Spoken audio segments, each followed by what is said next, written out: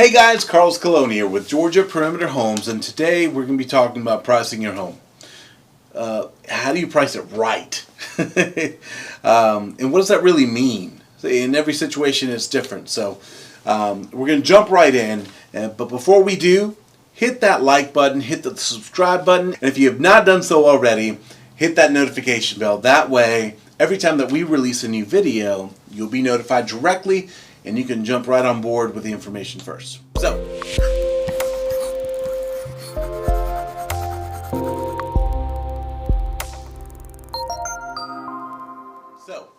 when you're selling a home, pricing a home is probably one of the most important things that you have to talk about, need to talk about.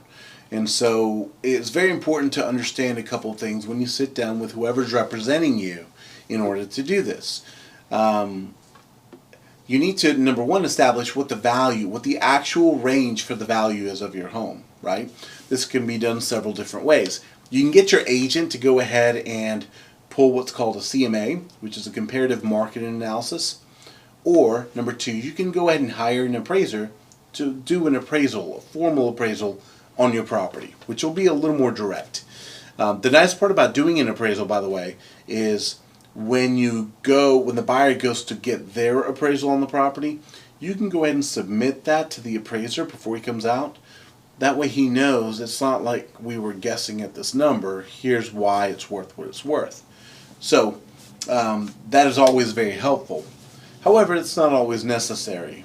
Sometimes you pretty much know what the house is worth, and what you price it at and what it's worth is not always the same thing, right?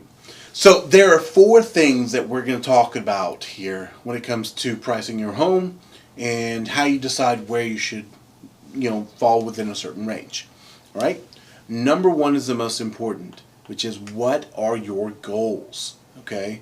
This is not just as far as profit from the end of this sale, but also when it comes to how quickly you move, what kind of terms you want, what are your goals in this transaction, an appraisal gap, are we trying to sell this home and then buy one simultaneously?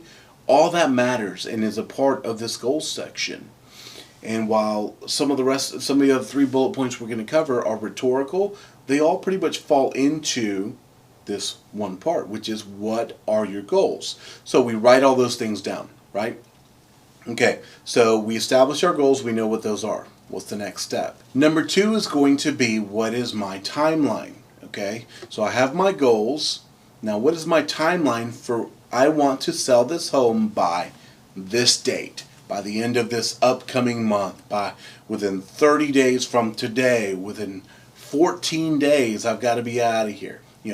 Everyone's timeline is different, right? So we have to establish a timeline on, in a perfect world, I would be closing this home by this date or on this date, right? And everywhere around that will probably work, but this is my goal also for my timeline, right? All this leads to the third step, which is going to be, what is going to be the pricing strategy? Okay, notice how I phrase that. It is a pricing strategy, okay? And so it's not necessarily just put a sticker price on the house, whatever it's worth, and move on. No. According to your goals and your timeline, we need to establish what our strategy is going to be in marketing your home for sale. Okay? So I'll give you a perfect example. Let's say that your home is actually worth $500,000. All right? You could just fall right in line with the strategy of, let's just put it on the market for what it's worth. $500,000. Right? But maybe my goals are, I want to actually net $500,000. Well, that's not the same thing. Even if you own the home free and clear, there are costs associated with selling the home. So that's not the right pricing strategy if that's the case. All right, so let's say that we know that the home is worth $500,000, but another strategy would be, well, I want a little room for negotiation. Let's call it $525,000. And let's also just make sure we have some wiggle room for negotiation on this, right? That's another pricing strategy, and it may or may not work out. You might have to lower that back down closer to what it's worth. But in this kind of a market that we're in right now as we're filming this, one of the biggest strategies is also, what am I competing against? So I think my home is worth right around 500, but maybe everything that is like me that's on the market right now is priced closer to 535. Should we price comparative to those to be just under those to also give us wiggle room? That works too. Now, this last one is maybe I really do need to sell this as quickly as possible. I need this to close for the top dollar as quickly as I can. Okay, what should we do? In some cases, underpricing it is the answer there. It's worth 500. My recommendation is I want you to list it for 425, right? Or maybe I want to underlist it for 450, somewhere around there, where it's significantly underpriced and everything else that compares to it in that same price point is actually much higher. And so what ends up happening is I'm hoping to start a bidding war that will get us back up to the price we actually want to get, but will also give us the terms that we want to be able to sell it as quickly as possible. Or maybe someone comes up and look, I'll give you your number. I can close as soon as the title work is done. I'll pay you cash. Perfect. That's exactly what I was looking for. So you see how the timeline has a lot to do with how we get the pricing strategy. But it also has to do with our goals as far as what we want to sell it for as well. All those things are put together, and we add one more chunk to that, which is going to be the terms. And the terms of the contract as well as the transition. Okay? Transition meaning I'm transitioning from living in this home to the next one. And how we control that is all within the terms of the contract.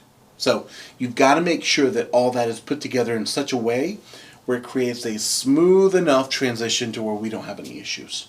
So that would be the right way to approach the situation. So if it was me, I would simply make sure that if I'm selling my home to buy it, okay, I don't really want to wait to find the perfect home here before I put this up for sale.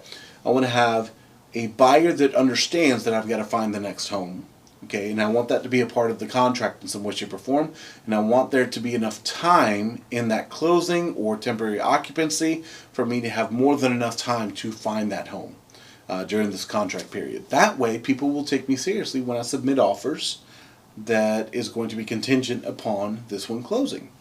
Because at that point, it's not a big deal. I already have a buyer, and we're about to close on this other date. So that's how all those pieces relate to each other. So when you're going to price your home, make sure that it's related to these pieces. So number one, what are your goals? Number two, what is your timeline? Which determines number three, what is going to be your pricing strategy? And then number four, what do the terms of that contract and my transition going into the next house rather, what do those need to look like, right? So if you have any questions about this or you're interested in buying or selling a home in the state of Georgia, give us a call at 770-314-1285 or check out our website at www.georgiaperimeterhomes.com. Thanks.